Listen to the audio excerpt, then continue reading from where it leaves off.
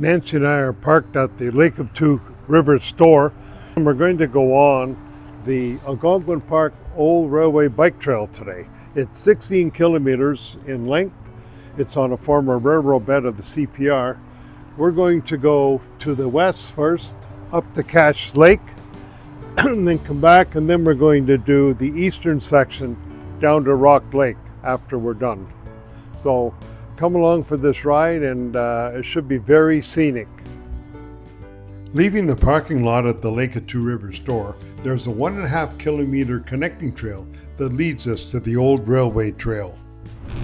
As we just leave the Lake of Two Rivers store, we find the sign for the old railway bike trail.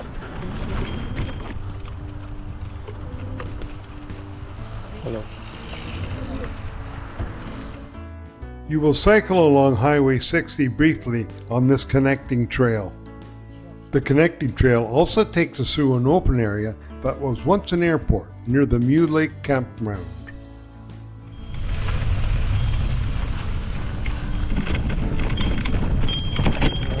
The trail turns a little rough just past that small bridge, and there's some washout here, so just practice caution coming through here on your bikes.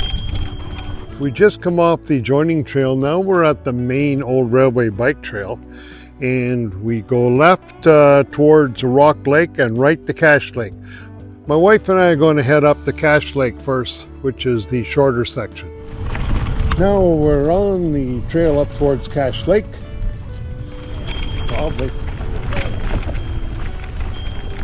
We can see through the trees here the Madawaska River, which parallels our trail on the way to Cache Lake.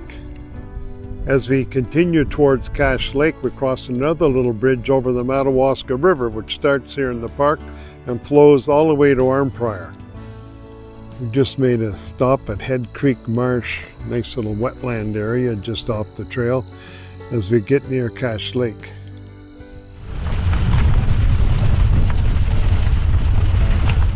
As we approach the end of the trail at Cache Lake, a nice amenity here is some washrooms, just a kilometer or so from the end of the trail. It's amazing the rock cut here, how they had to blast through this to make the railroad bed go through here towards Cache Lake. Nancy and I have reached the end of the trail, about a kilometer or so short of Cache Lake. And we're going to have our lunch here. They got a nice picnic table. You can see there's a barrier here, and we can see where the old railroad trestle was.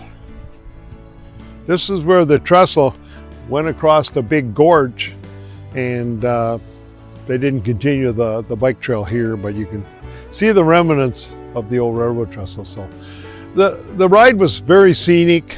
The trail's got light stones on it, so it's not super smooth like if anyone's been on the Ottawa Valley Recreational Trail or Algonquin Trail, but it's a quite easy ride, and I'm sure you'd enjoy it. So we're going to head back and then do the other section towards Rock Lake. Nancy and I are having our lunch here at the end of the trail before Cache Lake. We found a nice picnic table here, so it's a great spot to stop and have your picnic lunch, and also there's a place to park your bikes. We just left the end of the trail before Cache Lake and began our 16 kilometer trek east to the far end of the trail at Rock Lake.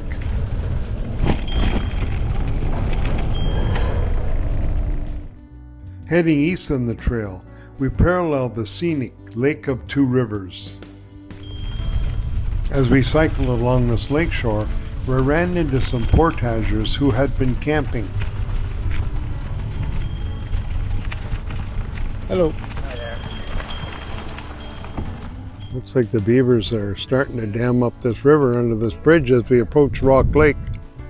We're now paralleling Whitefish Lake, very scenic hills over there, as we head and get closer to Rock Lake. Found quite a few large rocks on this section as we're going by Whitefish Lake.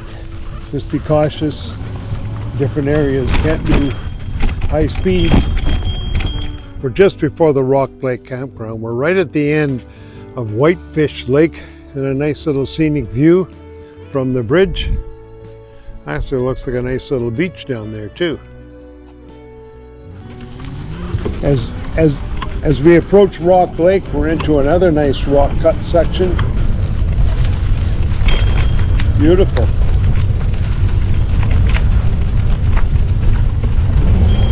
As we approach the Rock Lake campground, the trail widens quite a bit, almost like it's a shared roadway.